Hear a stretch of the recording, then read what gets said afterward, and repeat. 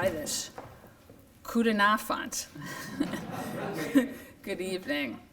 Thank you, Ambassador, for your kind words.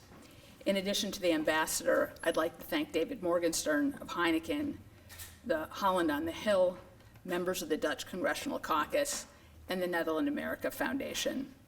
It's an honor to accept the Holland on the Hill Heineken Award on behalf of IBM.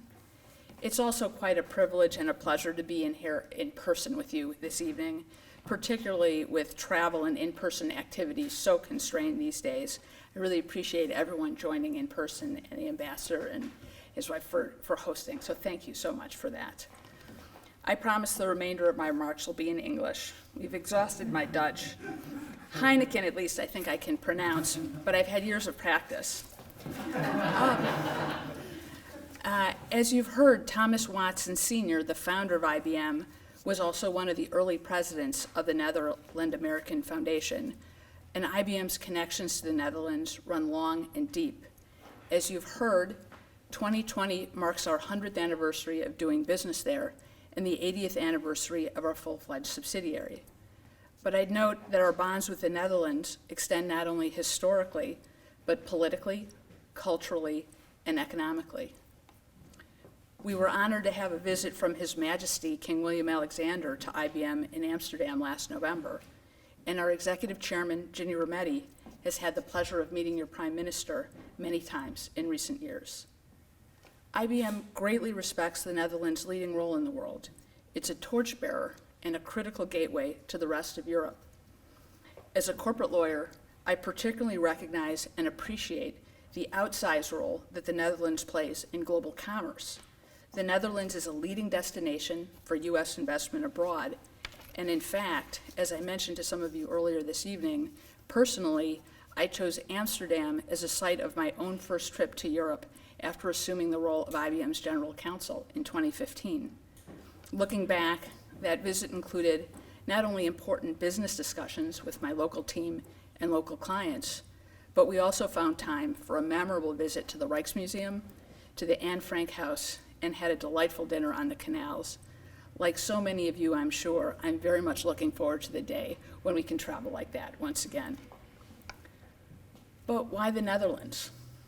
Well, certainly, much of the country's success must be credited to its leadership and citizens, wonderful people like our own local employees who embody an entrepreneurial spirit and an inclusive culture. With political and economic stability and an open attitude towards international trade, investment, cooperation, and new ventures, the Netherlands is a natural ally and perfect fit for us. You won't be surprised then that the Netherlands is one of IBM's most strategic and important locations across Europe. As you've heard, we employ roughly 2,500 IBMers throughout the country. Many are in Amsterdam, in Groningen, which I'm sure isn't pronounced quite like that. We have several hundred IBMers, young developers, so really your future and ours. Of course, with our global footprint, we consider IBM to be a local company in the Netherlands, just as we do our locations elsewhere in the world. The Netherlands is not a commercial end market for us to sell U.S. mass-produced goods. It's a place where we employ thousands of local men and women, working with local clients to co-create solutions using state-of-the-art, world-class technology and innovation. And not surprisingly, with the unparalleled level of sophistication of the Dutch economy, many of our local clients there are themselves multinational household names with global footprints comparable to our own.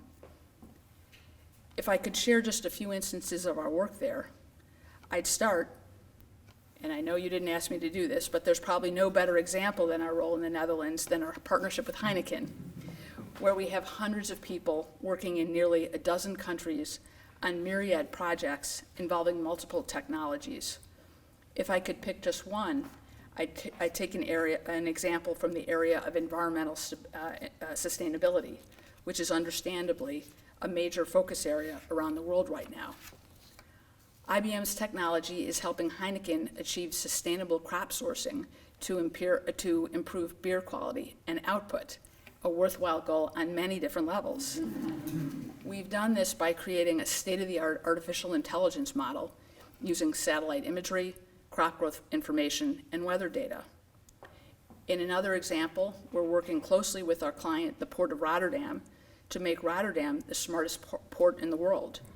We're using Internet of Things technology and leveraging artificial intelligence to create a complete digital twin of the port.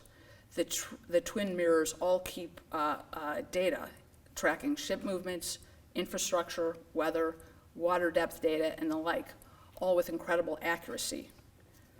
I could go on with many more examples: blockchain, hybrid cloud, quantum computing.